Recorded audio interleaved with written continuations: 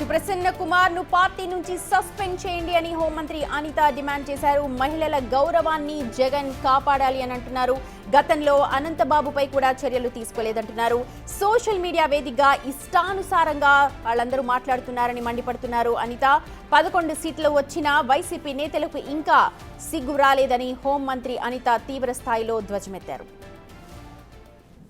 అయితే ఈరోజు మీ అందరి దగ్గరికి రావడానికి గల ప్రధానమైన కారణం ఏంటంటే, సాధారణంగా భారతదేశం అనేసరికి స్త్రీలకి గౌరవం ఇచ్చే ఒక మంచి సంప్రదాయం ఉన్న మంచి సంస్కృతి ఉన్న భారతదేశం నుంచి ఏమి నేర్చుకోవాలి విదేశాల వాళ్ళు అని ఎవరైనా అడిగితే స్త్రీని ఎలా గౌరవించుకోవాలో నేర్చుకోవచ్చు అన్న ఒకే ఒక ఆన్సర్ చాలా తొందరగా వచ్చే పరిస్థితి. అంటే అది సంస్కృతిలోని నిండిపోయినది స్త్రీని గౌరవించాలి అని.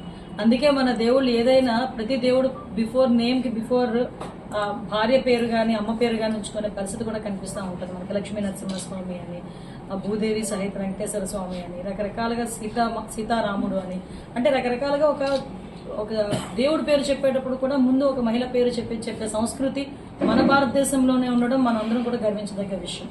కానీ ఈ రోజు పరిస్థితులు ఎలా అయిపోయినాయి అంటే, ఎస్పెషల్లీ వైఎస్ఆర్సీపీ ఎందుకు ఈ పార్టీ గురించి పదే పదే మాట్లాడకూడదు అనుకున్నా కూడా మాట్లాడాల్సి వస్తుంది. ఎందుకు మాట్లాడకూడదు అంటున్నామంటే, ఏదో మేము భయపడిపోయో లేకపోతే వాళ్ళని చూసి ఏదో భయపడిపోయే మాత్రం కాదు. కేవలం అలాంటి వాళ్ళ గురించి మాట్లాడడం కూడా కొన్ని సందర్భాల్లో మేము కూడా సిగ్గుపడే పరిస్థితి కనిపిస్తాము.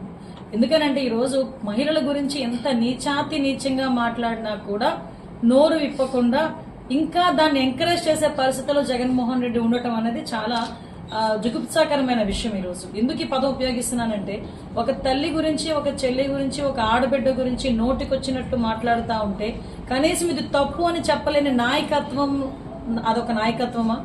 అటువంటి నాయకుడు ఒక నాయకుడా?